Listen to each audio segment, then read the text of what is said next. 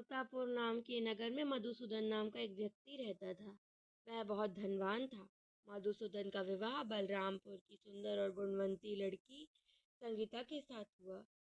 एक बार मधुसूदन अपनी पत्नी को लेने बुधवार के दिन बलरामपुर गया। मधुसूदन ने पत्नी के माता पिता से संगीता को विदा करने के लिए कहा।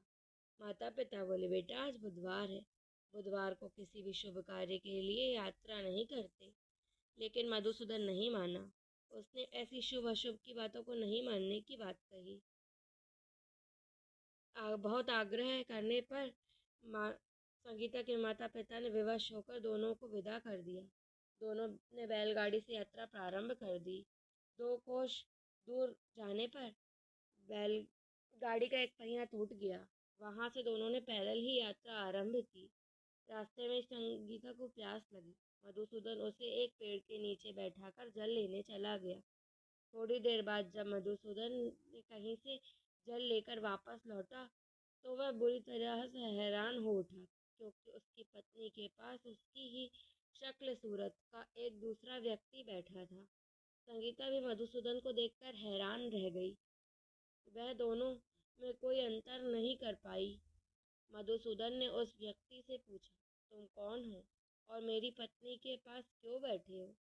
मधुसूदन की बात सुनकर उस व्यक्ति ने कहा, अरे भाई, यह मेरी पत्नी संगीता है। मैं अपनी पत्नी को ससुराल से विदा कराकर लाया हूँ। लेकिन तुम कौन हो जो मुझसे ऐसा प्रश्न कर रहा है? मधुसूदन ने लगभग चीखते हुए कहा, तुम जरूर कोई चोर या ठग हो। यह मेरी पत्नी संगीता है। मैं इसे पेड़ के नीचे बैठाकर जल लेने गया था। इस पर उस व्यक्ति ने कहा, अरे भाई, झूठ तो तुम बोल रहे हो। संगीता को प्यास लगने पर जल लेने तो मैं गया था। मैंने तो जल लाकर अपनी पत्नी को पिला भी दिया।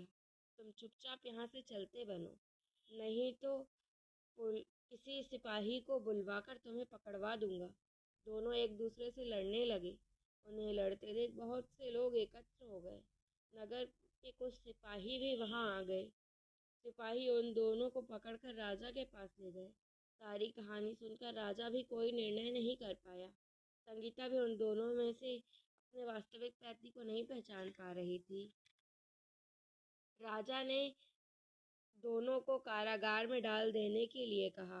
राजा के इस फैसले से असली मधुसूदन भयभीत उठा। तभी आकाशवाणी हुई, मधुसूदन, तूने संगीता के माता पिता की बात नहीं मानी और बुधवार के दिन अपनी ससुराल से यात्रा के लिए प्रस्थान किया।